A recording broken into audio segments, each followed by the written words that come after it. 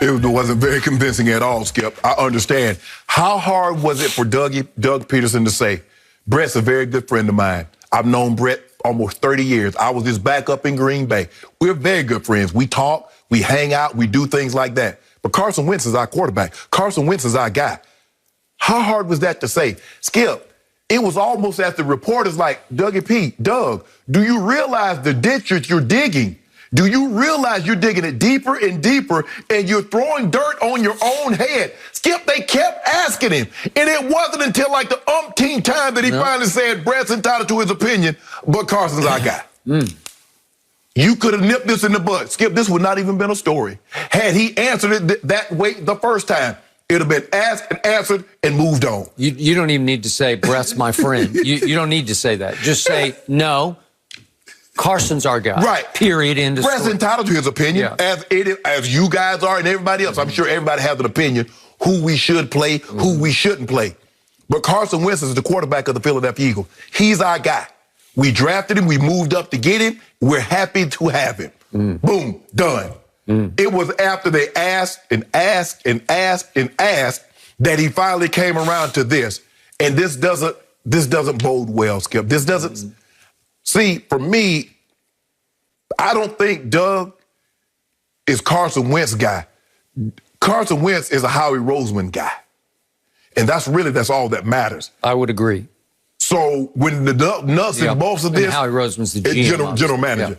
Skip, for this Nick Foles, Skip, you do realize that every loss that the Bears have, it happened as Nick Foles is the quarterback. He scored 11, 20, 23, 10, 23, and 17. They average 17 points a game. The 2 and 4. That's what they are with Nick Foles. Trubisky, as terrible as he's been, he was 3-0. So I don't know. I'm sure walking to him phone was ringing up the hook. Man, you heard what your head coach, you heard what Doug said? Now, what'd he say? Man, it took him like 2 or 3 minutes to get around to say, you his guy. Now, Wentz walked into the room, he side-eyed him, Skip. It didn't even have to be like this. Just say, hey, Carson's our quarterback, and we're very lucky to have Carson Wentz. So what do you always tell me when a close friend or a family member tweets something about someone? You already know. I know where you heard that from. Exactly. From him. Yes. Right? It got Golden Tate in trouble. It did. It got Golden Tate demoted to play practice on the practice team, and he didn't even travel. And that was his wife? Why? Because we don't, Skip, they normally say, why did I throwing you the ball? She said targets. Where'd you get targets from? There you go. So where did Brett Favre get this notion from that they should have kept Nick Foles? I'll bet he does talk fairly regularly to Doug Pederson. Skip, they were really close. Yep. So at some point along the trail, he has heard from Doug Pederson, you know what? Probably should have just hung on to Nick, because Doug Pederson wrote a whole book about that playoff run to that Super Bowl championship called Fearless. Yes. And Doug Pederson, the one thing I do love about him is he can be arrogantly honest to a fault. He loved what he did with Nick Foles because they were a clique. They worked well together because they were on the same wavelength. Right. And whatever Dougie P saw, Nick Foles saw and was able to execute it. All the way to the Philly special, which actually Nick had the confidence, the wavelength with the coach to be able to suggest it. Here? Yeah. And yeah. Oh, good. Once you have that confidence in each other, good things can start happening.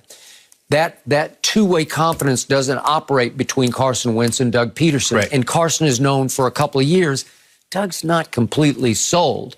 And what did they do in the draft? They drafted my man, Jalen Hurts, from the University of Oklahoma by way of Alabama.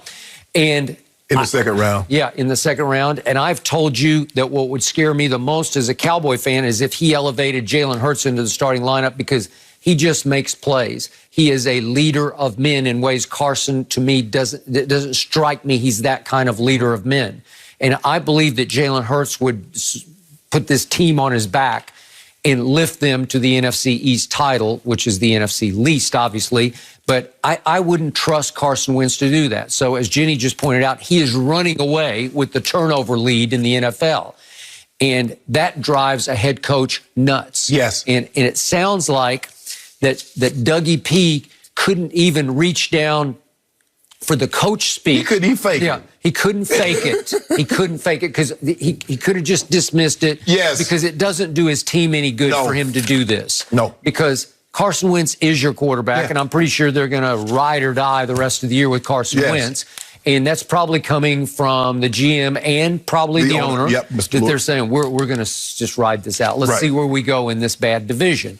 So, to me, the more I read of this, the worse it got, because he opened a whole big can of worms here that I don't think you can close from this point forward. Well, Skip, because like you said, all he had to do, Brett Favre said this. That's Brett's opinion. Hey, I have the ultimate respect for Brett. Brett was a great player in this league. But Carson Wentz is our quarterback. We believe in Carson Wentz. Even if you're lying, lie to him. You do it all the time. Skip, sometimes a really good coach, one of my coaches told me this. He said, sometimes we got to lie to you. Sometimes we got to tell you that you're better than you actually are. So that we can convince you, yeah, man, we can win this game. We're going to win this game. Knowing all the time, it's not going to probably end well for us.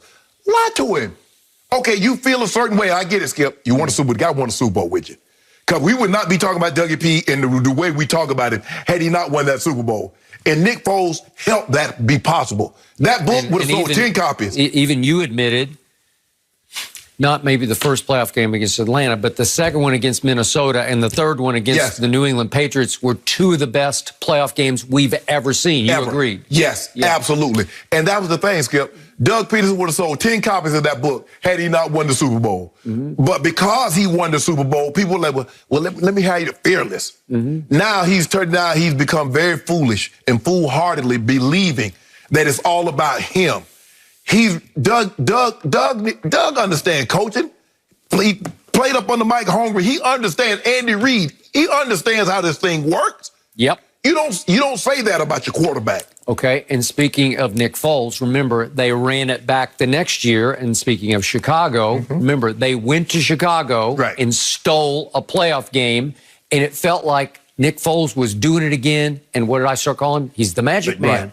And then they went to New Orleans, and they had them on the ropes. Should have won that with Alshon. It went right through his hands, and it was intercepted, and it stopped a drive that very possibly would have won that game. Right.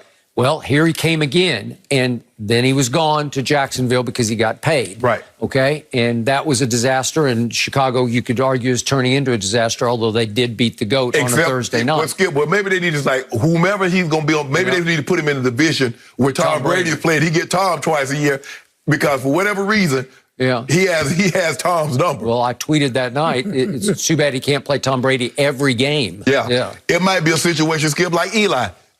Tom couldn't do anything with Eli. No. Regular season. Neither way. Agreed.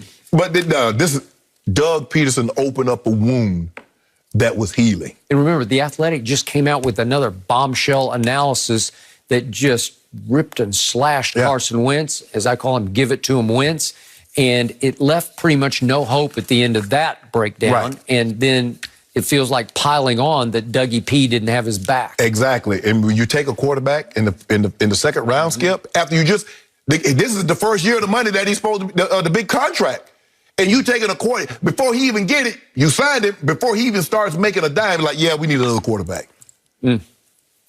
And when you always have to defend your quarterback, it doesn't bode well for just the team vibe, the locker room.